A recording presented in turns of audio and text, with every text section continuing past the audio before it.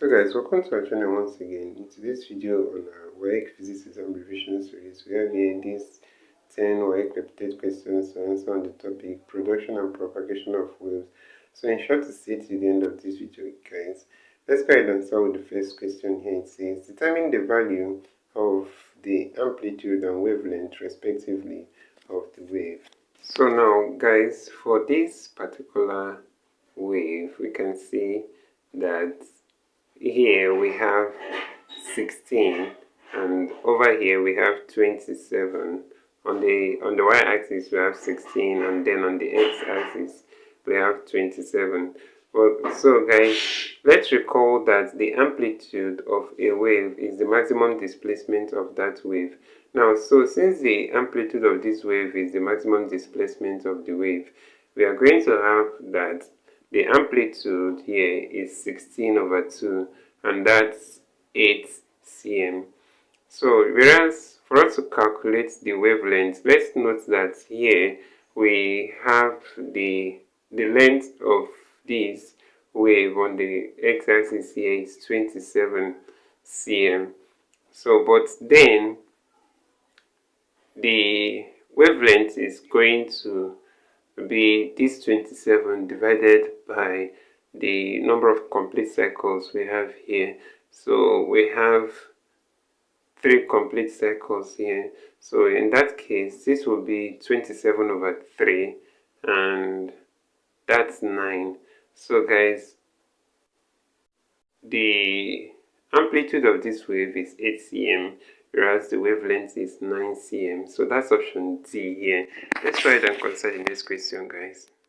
So the next question we have here, question number 2 says, a progressive wave has a wavelength 50 cm. Calculate the phase difference between 2 points at a distance of 20 cm apart. So here we're going to have the phase difference, delta phi, to be 2 pi delta x all over lambda. So guys, for this here, we're going to have that the 2 times pi times delta x is the difference between the distance. So the distance apart here is 20 cm. So in that case, this will be 2 pi 20/50. So 2 pi times 20/50. So in that case, that will be 40 pi/50. So that's 4/5 pi. So guys, the phase difference here is 4/5 pi and that's option C. So let's go ahead and consider the next question, guys.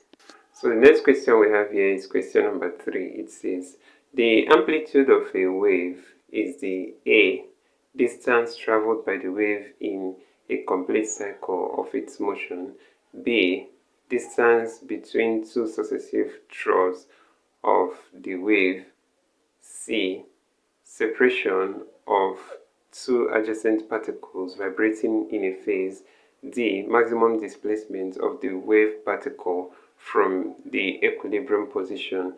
So guys, the answer to this question is option D here, the maximum displacement of the wave particle from the equilibrium position, that's from the center. So let's go ahead and consider the next question. So guys, that's question number 4 here. It says, which of the following statements about distance and displacement is not correct? A, distance has dimension L. B, displacement is a vector quantity. C, displacement is measured in meters. D, distance is a vector quantity. So guys, the answer to this question is option D here. Distance is actually not a vector quantity. Rather, distance is a scalar quantity. Distance actually has no direction, and as such, option D is the answer to this question. Let's go ahead and consider the next question, guys. So here is the question. The diagram above illustrates a waveform. Which of the points in the waveform are in phase? So guys, the points that are in phase here in this waveform are points P and T. So that's it for this question. So points P and T are in phase, and that's because the angular displacement between P and T is 2 pi. So that's why we have both of them as in phase. So this is 2 pi. That's the angular displacement between P and T. So 2 points are in phase if the angular displacement between them is equal to 2 pi. So let's go ahead and consider the next question, guys. So the question we have here, question number 6, it says, the diagram above represents the displacement d versus time t graph of a progressive wave. Deduce the frequency of the wave. Alright, so guys, this is just simple. When you have one complete cycle of the wave, that's the points here having 0.1 seconds as in time here. So it means that it takes 0.1 seconds to complete one cycle of this wave. So in that case, the frequency of the wave will be 1 over the period. That's 1 over 0.1, and that will give us 10. So option A is the answer to this question. Let's go ahead and consider the next question, guys. So that's question number 7 here. It says, the inverse of the time required for a wave to complete one full cycle is called a period. Actually, guys, this is the answer to this question, period. So let's go ahead and consider the next question. So the next question here is question number 8. It says, a rotating disc contains sets of holes in a cycle. An air jet is directed into the holes and a note of frequency 480 Hz is produced. If the number of holes is 20, calculate the speed of rotation of the disc.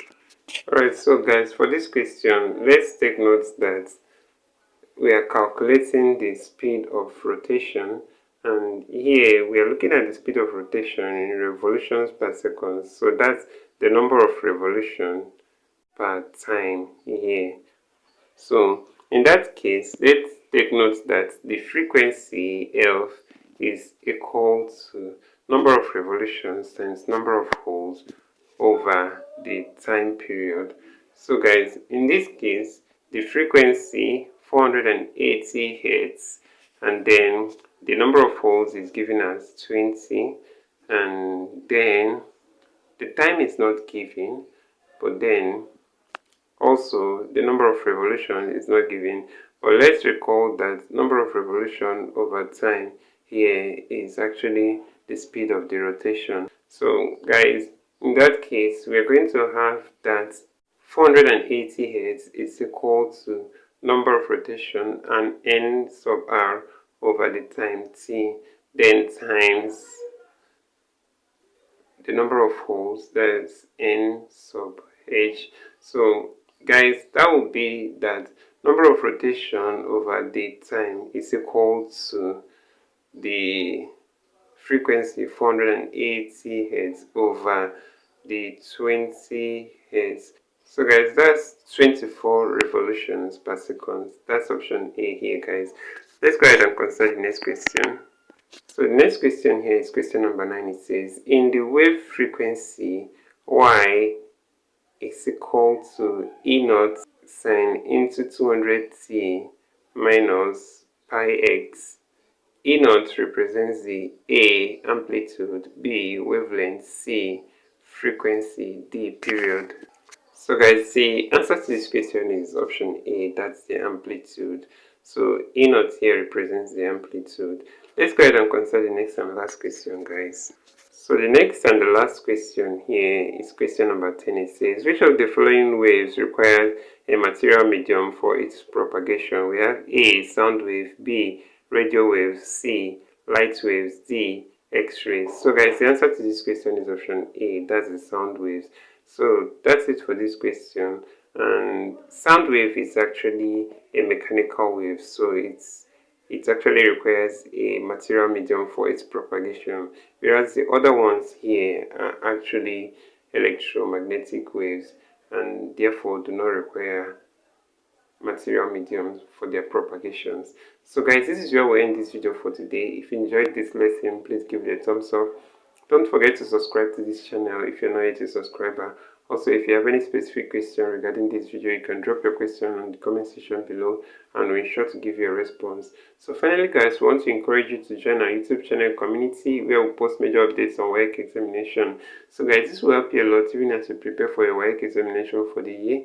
You can join this channel community by hitting the join button below and we'll see you right there. Thank you once again for watching this video. See you on the next one.